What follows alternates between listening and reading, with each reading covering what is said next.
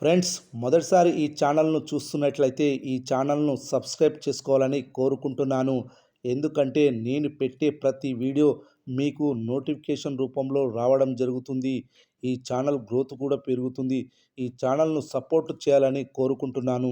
God of masses Padma Bhushan Natasimha Nandamuri Balakrishna latest film Daaku Maharaj. Sankranti పండుగ సందర్భంగా వచ్చిన ఈ cinema Sankranti blockbuster hit అయింది. బాలయ్య సినీ చరిత్రలో అత్యధిక ఓపెనింగ్ కలెక్షన్స్ని వసూలు చేసిన సినిమాగా ఠాకూ మహారాజ్ నిలిచింది. అన్ని ఏరియాల్లో బ్రేక్ ఈవెన్ సాధించి 10 కోట్లకు పైగా లాభాలతో థియేటర్స్లో రన్ అవుతుంది. వరుసగా అఖండ, వీరసింహారెడ్డి, భగవంత్ కేసరి, ఠాకూ మహారాజ్ సినిమాలతో 100 కోట్ల క్లబ్లో చేరిన సినిమాలుగా వరుస బ్లాక్ బస్టర్ కొట్టిన హీరోగా బాలయ్య మొదటి స్థానంలో ఉన్నాడు. సీనియర్ హీరోలలో ఇది మామూలు రికార్డు కాదు, ఊరమాస్ రికార్డు. ఇదే ఊపుతో ఠాకూ మహారాజ్ను హిందీలో ప్రమోట్ చేశారు. ఠాకూ మహారాజ్ మూవీని హిందీలో డబ్ చేసి జనవరి 24న విడుదల చేశారు. ఫైట్స్, ఎలివేషన్ సీన్స్, కథనం హిందీ ప్రేక్షకులను ఆకట్టుకుంది. సినిమా మేకర్స్ హిందీలో ప్రమోషన్స్ చేయకపోవడం వల్ల కలెక్షన్లపై ప్రభావం పడింది.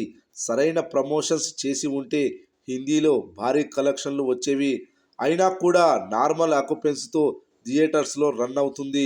ఈ సినిమా డే బై డే కలెక్షన్లు చూస్తే మొదటి రోజు 2,16,00,000, రెండవ రోజు 3,04,00,000, మూడవ రోజు 3,60,00,000, నాలుగవ రోజు 1,50,00,000, ఐదవ రోజు 1,35,00,000, ఆరవ రోజు 90,00,000, ఏడవ రోజు 78,00,000, ఎనిమిదవ రోజు 40,00,000, తొమ్మిదవ రోజు 60,00,000, 10వ రోజు 65,00,000, 11వ రోజు 27,00,000, 12వ రోజు ఎంత వసూలు చేయనుందో చూద్దాం.